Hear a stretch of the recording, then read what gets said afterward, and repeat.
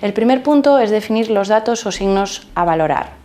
Primero es identificar lo que es una esterilización hemorrágica. 3 tipos: las melenas, que se corresponden más con sangrados digestivos altos, pero pueden ser manifestación de una hemorragia digestiva baja; la presencia de hematoquecia o sangre achocolatada; y la rectorragia, que se traduce como sangre fresca. El segundo punto es el estudio de anemia mantenida en diferentes controles analíticos. Otro síntoma a estudiar es diarrea clínicamente significativa en el paciente y no explicada tras las pruebas complementarias oportunas. Y por último, el estudio de hallazgos significativos en otras pruebas de imagen, como puede ser un engrosamiento o replexión presente en el TAC abdominal, que la hacemos por otro motivo. Otra gran ventaja de la colonoscopia es que, además de ser diagnóstica, en el mismo tiempo nos permite realizar terapéutica si es preciso. Así, además de diagnosticar posibles causas de sangrado, como pueden ser unos divertículos o unas hemorroides, nos permite tratar en un solo tiempo otras lesiones, como pueden ser los pólipos o hemorragias terapéuticas pospolipectomía, insertar prótesis colónicas si fuese necesario o extracción de cuerpos extraños en caso de estar presente.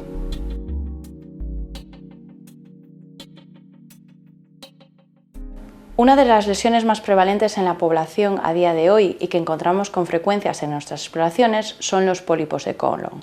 Son lesiones fácilmente identificables cuando tienen un tamaño superior a 1 centímetro y sobre los que nosotros hacemos terapéutica endoscópica. Para ello, lo que siempre hacemos es despegar la lesión de la pared, inyectando una sustancia, habitualmente osuelo adrenalina, y cortándola posteriormente con el material endoscópico correspondiente. Otro tipo de lesiones, cuyo hallazgo cada vez es más frecuente, son las lesiones neoplásicas, de aspecto endoscópico claramente diferenciado frente a otras lesiones polipoideas. Su aspecto suele ser irregular, de bordes mal delimitados, excavados y muy friables al roce del endoscopio y a la toma de biopsias. Ya menos frecuentes, pero no menos significativas para el paciente, pueden ser lesiones angiodisplásicas. Son lesiones vasculares de pequeño tamaño que en ocasiones, en el momento del estudio endoscópico, presentan un sangrado significativo sobre el que además podemos hacer terapéutica endoscópica. Una cuestión muy importante a tener en cuenta en el momento de establecer la indicación de una colonoscopia es que si realmente está indicada. Para ello tenemos que atender a las cuestiones de cuándo consideramos que no debemos de hacer una prueba endoscópica. Ello es en situaciones en las que el paciente ya tenga una exploración previa en los años anteriores, 1 o 2 años, o que esté previamente diagnosticado de una entidad específica, así como que su estado general o bien no permita realizar el procedimiento o bien no permita aplicar terapéutica posterior, por ejemplo, una cirugía. Un punto importante al que debemos de prestarle atención es el test de sangre oculta en heces. Es un test de cribado cada vez más utilizado en la prevención del cáncer de colon. Tenemos que entender su significado. Es un test de detección de sangre oculta que el ojo humano no ve, se hace con una única determinación y los nuevos métodos inmunológicos permiten el no tener que hacer dieta los días anteriores.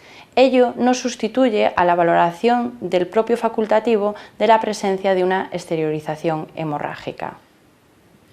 Tras la realización del test de sangre oculta en heces tenemos 2 resultados posibles. En caso de resultado negativo, en un paciente asintomático que no está exteriorizando, no tenemos indicación de realizar estudio endoscópico. En caso de resultado positivo, tendremos que hacer la colonoscopia para identificar la posible causa responsable.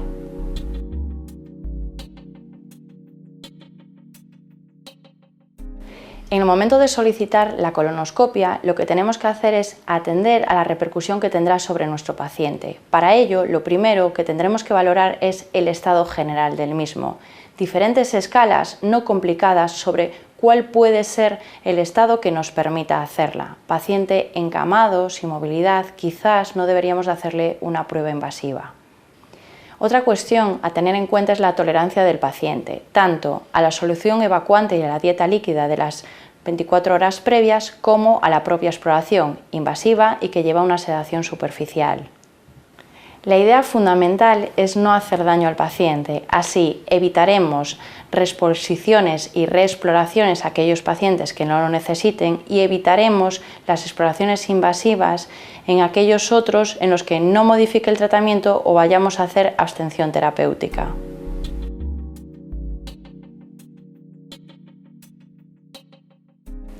Conceptos básicos sobre la preparación es que es muy importante la dieta que se debe de realizar los días previos. Se trata de una dieta sin residuos en los que existe limitación de fibra y alimentos vegetales, pero no así de proteínas.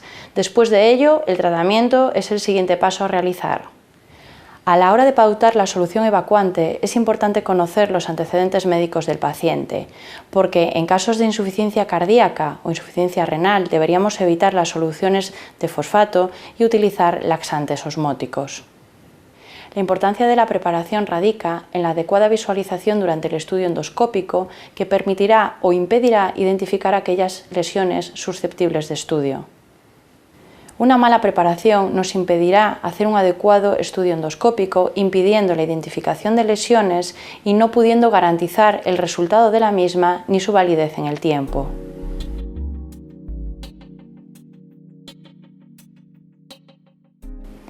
Muchos de los pacientes con rectorragias o diferentes esterilizaciones hemorrágicas consultan por primera vez en un servicio de urgencias. De ahí la importancia de saber valorar los mismos en esta asistencia. Cuando un paciente consulta por rectorragias en el servicio de urgencias, tendremos diferentes posibilidades. Una de ellas es que ésta ya no está presente en el momento de su llegada, no tenga repercusión hemodinámica ni analítica, con lo cual este paciente será susceptible de estudio ambulatorio y de colonoscopia diferida en un plazo razonable de tiempo. En esta valoración diferida atenderemos nuevamente, como habíamos dicho, a las características de la hemorragia y las comorbilidades del paciente. Otra situación cuando nuestro paciente llega a urgencias es que su rectorragia se mantenga activa. En este momento deberemos de valorar la repercusión hemodinámica en forma de presíncope o no, hipotensión o no, la presencia o no de taquicardia refleja o la presencia de anemia en los controles analíticos realizados, bien por una hemoglobina menor de 9 o una caída significativa en el hematocrito.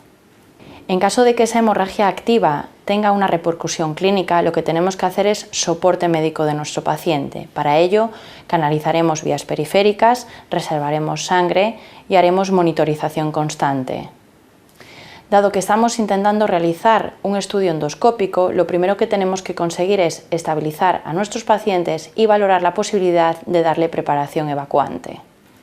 Muchos de los pacientes en el momento de la asistencia médica están a tratamiento anticoagulante o antiagregante. En ese momento hay que hacer una valoración riesgo-beneficio entre la situación de hemorragia digestiva y el riesgo trombótico en caso de suspender dicho tratamiento. En caso de tratamiento anticoagulante y exceso del mismo, en el momento de la asistencia valoraremos hacer corrección de esa dosificación. Pero si la situación es clínicamente grave y nuestro paciente está inestable, lo que tenemos que valorar en ese momento no es realizar una colonoscopia, sino valorar entre un angiotac abdominal para buscar el punto de sangrado o una endoscopia digestiva alta, porque de un 10 a un 15% de las hemorragias digestivas alta exteriorizan en forma de rectorragias.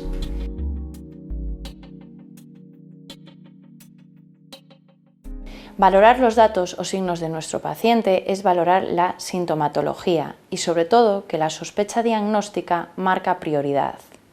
Fundamental individualizar la indicación de colonoscopia en cada paciente y hacer una valoración riesgo-beneficio en el mismo. Valorar la posibilidad de realizar tratamiento endoscópico en el momento del diagnóstico o los tratamientos invasivos derivados del mismo.